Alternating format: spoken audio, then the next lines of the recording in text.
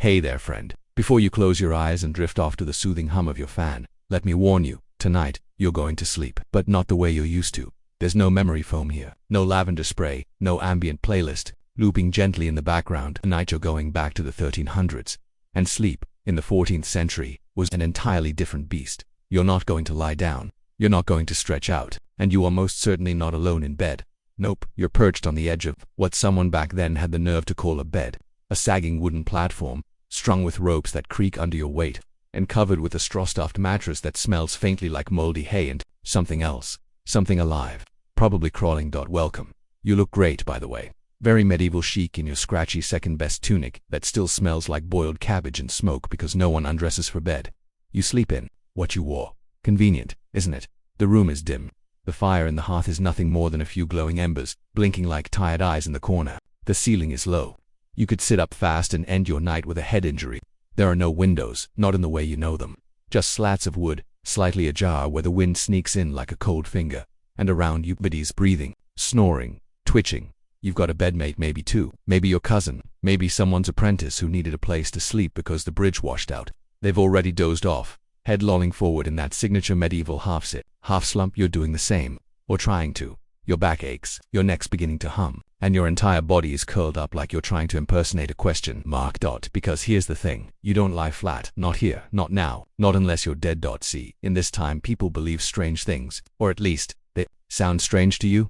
Lying flat invites illness, or demons, or death, sometimes all three, depending on who you ask. People whisper about relatives who died in their sleep after lying down fully. They say the humors got stirred, the bad air seeped in, or that the soul mistook the position for death and wandered off before morning. And let's not even get started on what the church thinks. Sleep too deeply, and you're flirting with sloth, one of the 7 deadlies. Better to stay alert, even unconscious. So now you sit or slouch, or wedge yourself into an angle that feels like punishment. Your pillow, if you can call it that, is a folded tunic stuffed with straw. Every time you shift, something pokes you and you will shift, because you're not comfortable. No one is even. The cat, curled up at someone's feet, seems mildly annoyed, but at least the cat gets to lie flat. Of course its fleas get to roam freely too, so, there's that. This bed isn't really a bed, it's a shared wooden rectangle of compromise, a democracy of discomfort, and you're the newest member. Someone exhales loudly beside you, someone else coughs. From the corner, a rustle maybe. A mouse, maybe not. The scent of onion soup from supper still lingers, now mingled with wool and sweat and the faint, tragic scent of feet. You glance up. The rafters are low, uneven. You count them, not because you want to, but because there's nothing else to focus on. Counting is better than itching, at least until the itching starts, because here's another medieval surprise. You're never truly alone, especially not in bed. And I don't just mean the relatives. There are bedfellows, and then there are bedfollowers. Fleas, lice, mite, creatures who love the warmth of shared bodies and the straw lining that cradles you. They're nocturnal, just like your anxiety. But hey, you've wrapped your cloak tightly. You've kept your head elevated. You're doing everything right, according to the wisdom of the time. Congratulations. You've passed level 1. Don't lie down. You try to relax, just a bit, just enough to rest, not enough to resemble a corpse. There's a fine line.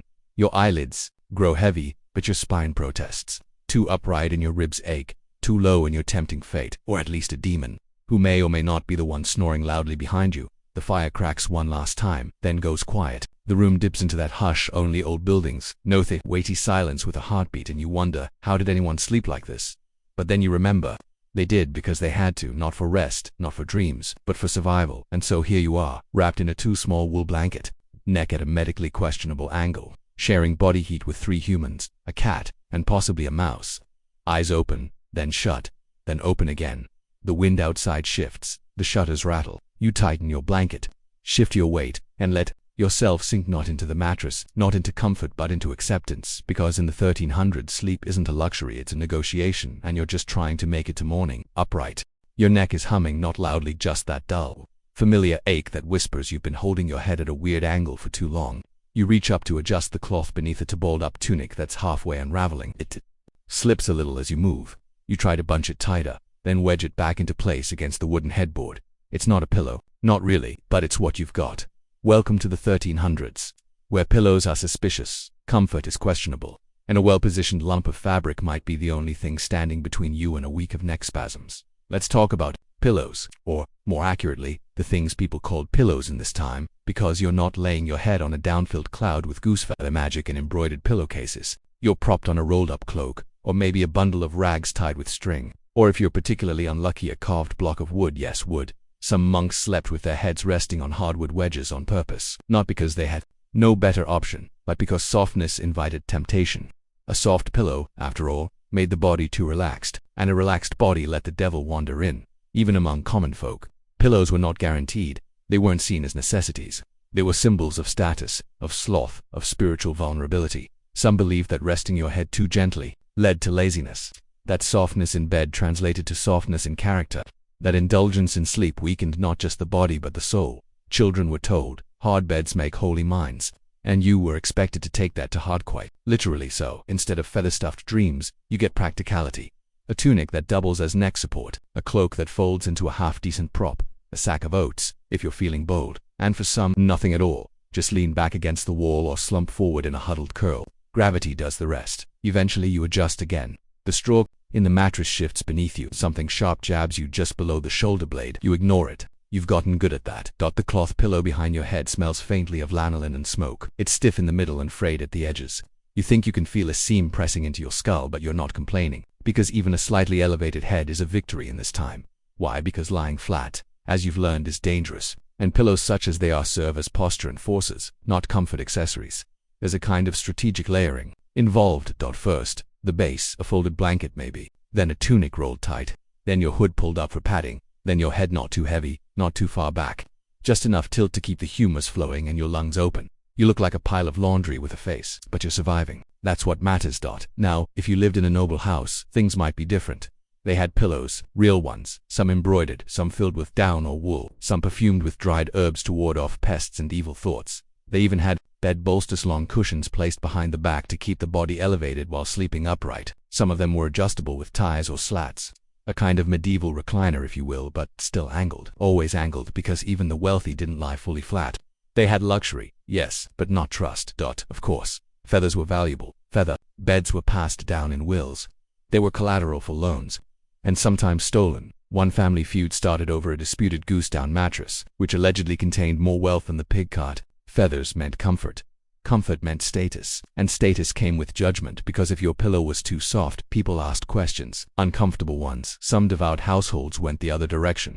They believed even cloth pillows were dangerous, that they lulled the body too deeply, disconnected the spirit, made you vulnerable to nocturnal visitors, both spiritual and insectoid.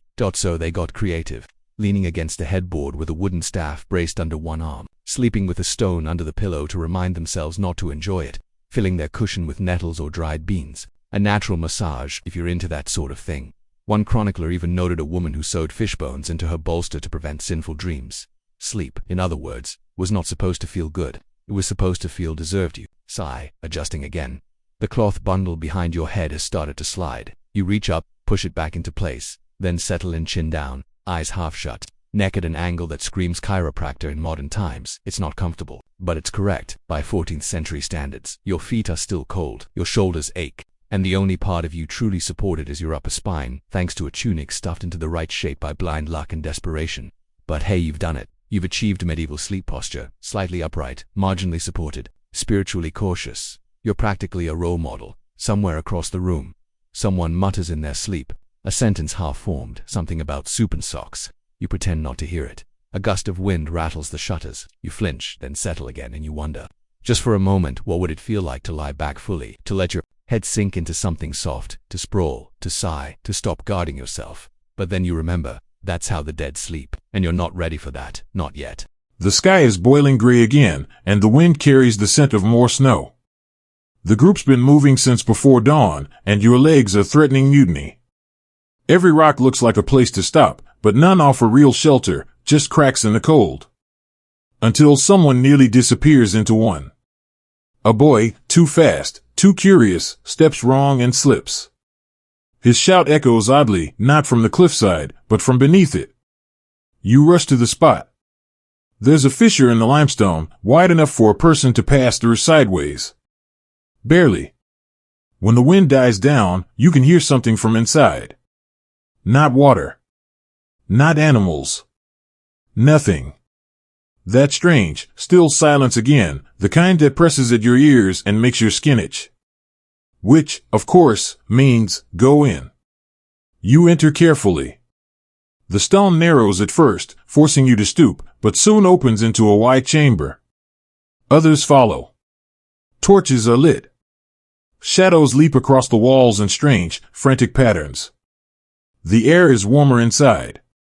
Not pleasant, damp, like breath trapped underground, but a reprieve from the wind. Then you hear it, dripping. A slow, steady rhythm. You move deeper. And then you see them. The walls are covered in black. Not soot. Not mold. Marks. Lines. Smudges. Shapes. Some recognizable, animals, hands, trees. Others are stranger, spirals, jagged patterns, rows of dots that seem to follow you when you move. They're old. Older than any story you've ever been told. Someone, many someones, came here before you. They painted. They carved. They made something last. One shape draws your eye, a human figure. Arms upraised. No face. Just an open circle where the head should be. You stare at it for too long, and your stomach flips. It's just a drawing. Right? Then you hear the echo.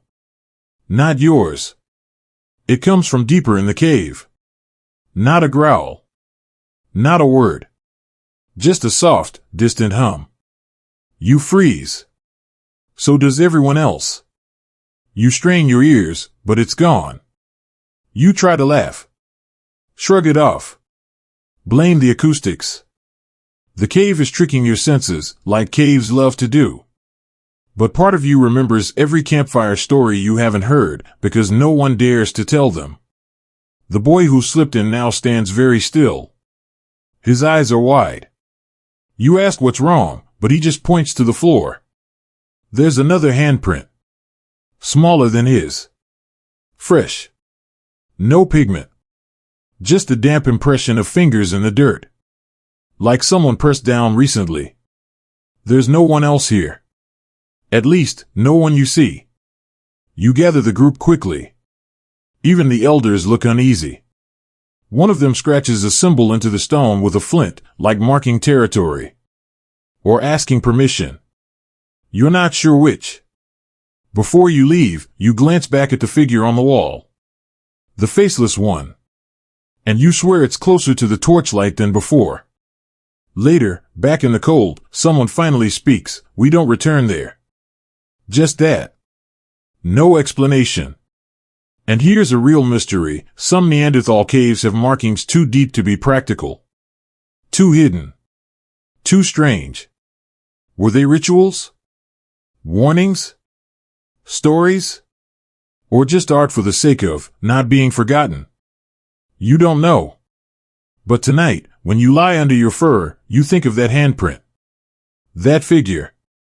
That hum. You don't know what was deeper in that cave. But you're sure of this. Neanderthals didn't just fear predators, storms, or starvation. They feared the unknown. Just like you. You wake to tension. It isn't a sound that rouses you, it's the absence of one.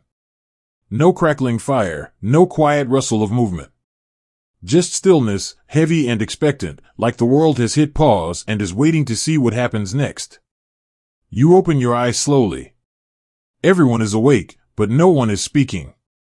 The hunters are crouched low, weapons in hand. The children are huddled in the center of the group, covered with hides.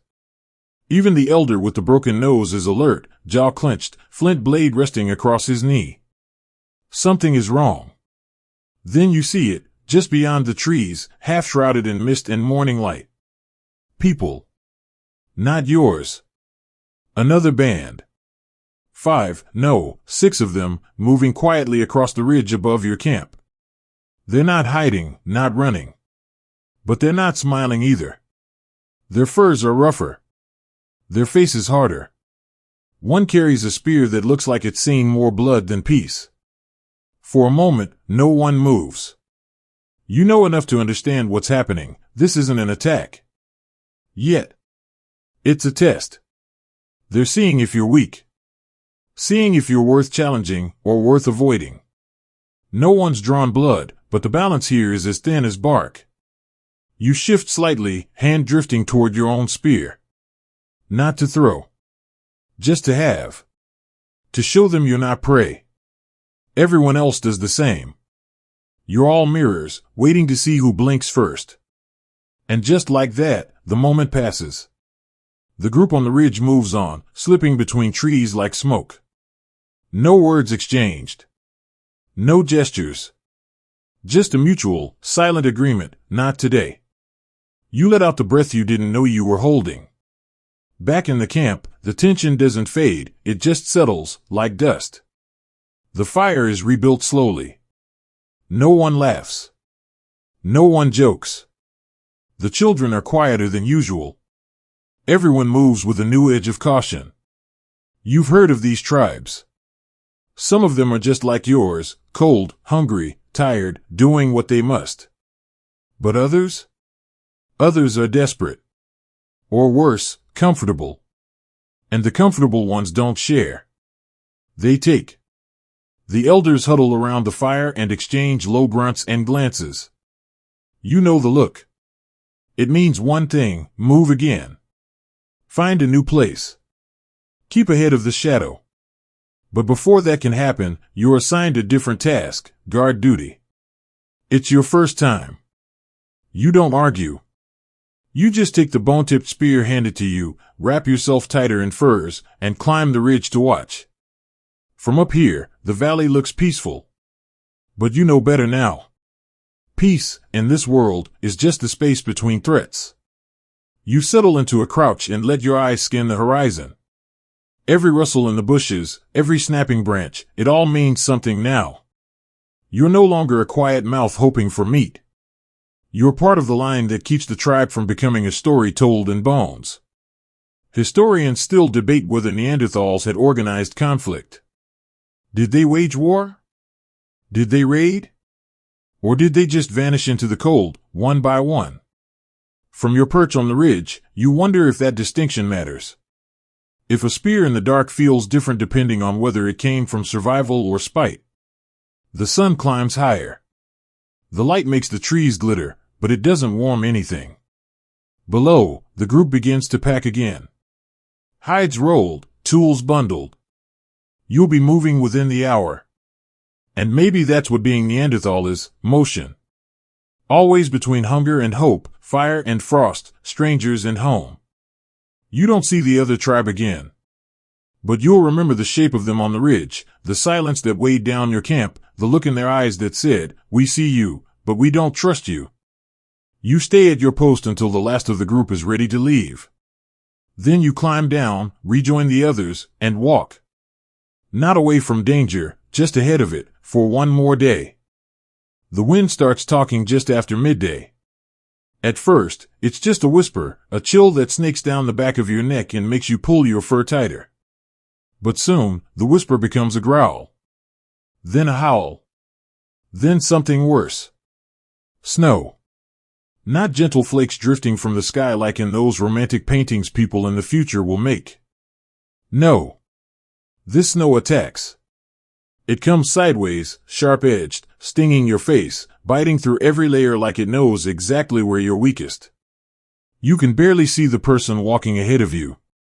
Your group huddles tighter, moving like one big, shivering animal. The wind screams through the trees. Branches snap overhead like bones. Visibility drops to nothing. Then someone spots it, a dark shape in the rock face. A cave.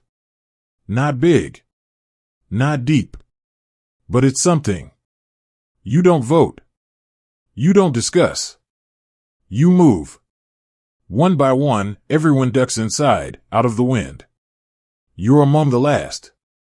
Your hands are numb, your fur is stiff with frost, and you can't feel your nose. Inside, it's darker than it should be. Still. A strange kind of silence that makes your skin crawl. But at least it's out of the storm. You collapse near the back, gasping, trying to get your breath back. The others do the same. A small fire is coaxed to life, barely enough to see by, but enough to warm fingers, enough to calm the panic humming in your bones.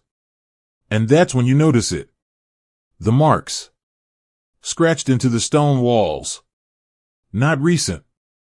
Not fresh. But clear. Lines, shapes, handprints. Some smeared. Some deliberate.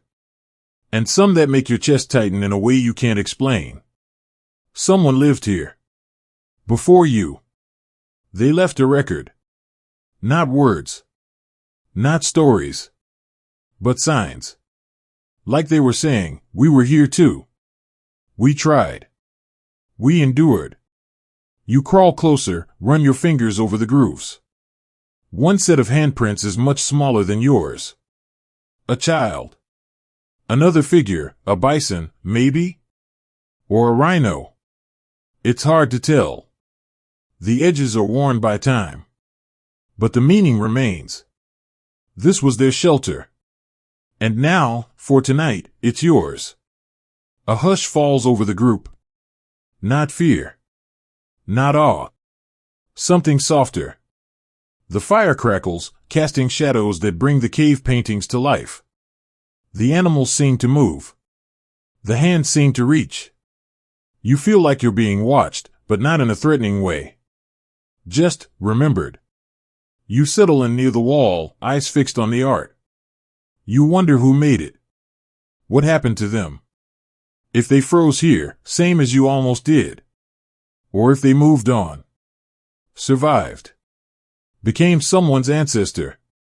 Archaeologists today still argue whether Neanderthals created symbolic art, or whether it was all accidental, scratches from tools, nothing more. But you're here now. And you know. These weren't accidents. This was memory. This was proof. This was hope. The storm howls outside, battering the cave mouth like it wants in. But inside, you're warm. Federal safe. For tonight. The little girl sleeps with her back to the wall, her tiny hand pressed unconsciously against the ancient print. The older hunters sit with their tools in their laps, sharpening slowly, watching the flames like they might explain something. You lie back, stare up at the cave ceiling. A long, curling line above your head looks like a river, or a snake, or a road. You think, maybe that's all life is, in this world. One long line. Just try not to fall off the edge. The fire dims. The wind softens. And sleep comes, not quickly, but kindly. You dream of handprints reaching through stone.